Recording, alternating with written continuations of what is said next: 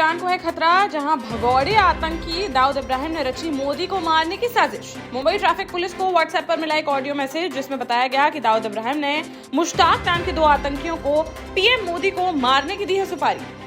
Message के बाद सुरक्षा एजेंसियां हो गई अलर्ट। वहीं मुंबई के बरली थाने में एफआईआर दर्ज कर मैसेज भेजने वाले की तलाश की गई शुरू। तिहाड़ जेल में सजा काट रहे दिल्ली सरकार के मंत्री सत्येंद्र जैन जिस व्यक्ति से करवा रहे थे अपनी मसाज, वो फिजियोथेरेपिस्ट नहीं बल्कि था रेप का आरोपी। जेल में मसाज के वीडियो सामने आने के बाद बीजेपी ने केजरीवाल सरकार पर साधा था निशाना, जिस पर सीएम अरविंद केजरीवाल ने कहा था कि उनकी तबीयत खराब है इसलिए उन्हें दी जा रही है फिजियोथेरेपी। वहीं तिहाड़ के अफसर बोले कि यह फिजियोथेरेपिस्ट नहीं बल्कि रेप के आरोप में 1 साल से काट रहा है सजा। भोपाल में मंगलवार को प्रदेश भर के किसानों ने किया एक बड़ा आंदोलन, जहां उन्होंने एक बार फिर विधानसभा का 7 दिन का विशेष सत्र बुलाए जाने की उठाई मांग, जिसमें सिर्फ खेती किसानी से जुड़े मुद्दे और समस्याओं पर हो चर्चा। वहीं सीएम शिवराज भी पहुंचे किसानों के बीच, जहां किसानों ने उन्हें सौंपा ज्ञापन। सीएम बोले कि किसानों की है यह सरकार, जो वह कहेंगे उसे वह सुनकर समस्या का करेंगे समाधान। वहीं किसान नेता ने कहा कि अगले प्रदर्शन में महिलाएं भी होंगी शामिल और सरकार के मंत्री और विधायकों को सौंपेंगी चूड़ियां। दिल्ली में आम आदमी पार्टी के विधायक की कार्यकर्ताओं ने की पिटाई, जहां बीती रात आप विधायक गुलाब सिंह यादव अपने कार्यकर्ताओं के साथ कर रहे थे बैठक। तभी किसी बात को लेकर अचानक से हुआ हंगामा और देखते ही देखते कार्यकर्ताओं ने विधायक की कॉलर पकड़कर जमकर की मारपीट, जिसका वीडियो सोशल मीडिया पर हुआ वायरल। राहुल गांधी की भारत जोड़ो यात्रा 23 नवंबर को मध्य प्रदेश में करेगी प्रवेश, जहां कांग्रेस महासचिव व राहुल की बहन प्रियंका गांधी भी पहली बार इस यात्रा में होंगी शामिल। पीसीसी चीफ कमलनाथ ने बताया कि प्रियंका गांधी बुधवार रात करीब 9 बजे परिवार सहित इंदौर से सड़क के रास्ते पहुंचेगी बुरहानपुर। यहां 2 दिन रुकेंगी वे। समाजवादी पार्टी ने मंगलवार को धरती पुत्र दिवस के रूप में मनाई दिवंगत सपा संरक्षक मुलायम सिंह यादव की जयंती, जहां सैफई में उनकी समाधि पर पहुंचकर सभी ने किया नमन। अखिलेश, शिवपाल समेत अन्य सपा नेताओं ने पुष्प अर्पित कर दी उन्हें श्रद्धांजलि। रामगोपाल यादव ने नेताजी के किस्सों को याद कर कहा कि इंदिरा गांधी ने जबरदस्ती नेताजी को हरवाया था चुनाव। साथ ही कहा कि नेताजी ने तो सब्जी बेचने वालों को भी बना दिया मंत्री।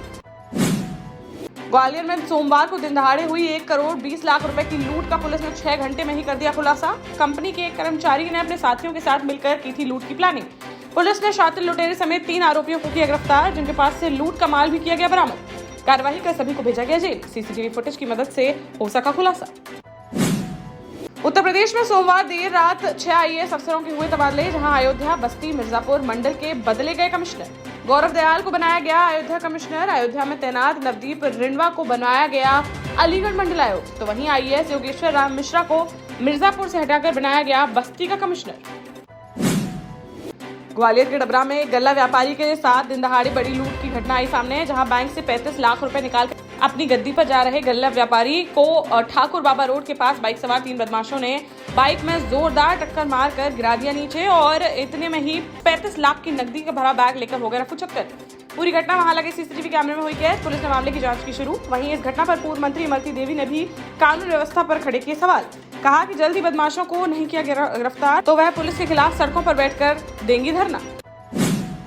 मध्य प्रदेश के गंधवानी से कांग्रेस विधायक व पूर्व मंत्री उमंग सिंगार की बड़ी मुश्किलें, जहां पत्नी द्वारा उनके खिलाफ दर्ज कराई गई रेप की एफआईआर के बाद से चल रहे हैं फरार, जिनकी तलाश के लिए लगा दी गई है 4 थानों की पुलिस। वहीं मामले को लेकर सीएम शिवराज ने कहा कि वह नहीं करते किसी व्यक्ति विशेष की बात, कानून करता है अपना काम, वह ना किसी को बचाएंगे और ना किसी को फंसाएंगे। पुलिस मामले की जांच कर स्वयं करेगी आवश्यक कार्रवाई। मध्य प्रदेश में रहने वाली एक महिला व उसके देवर का अपहरण कर महोबा के एक गांव में महिला के साथ सामूहिक दुष्कर्म की वारदात को दिया गया अंजाम।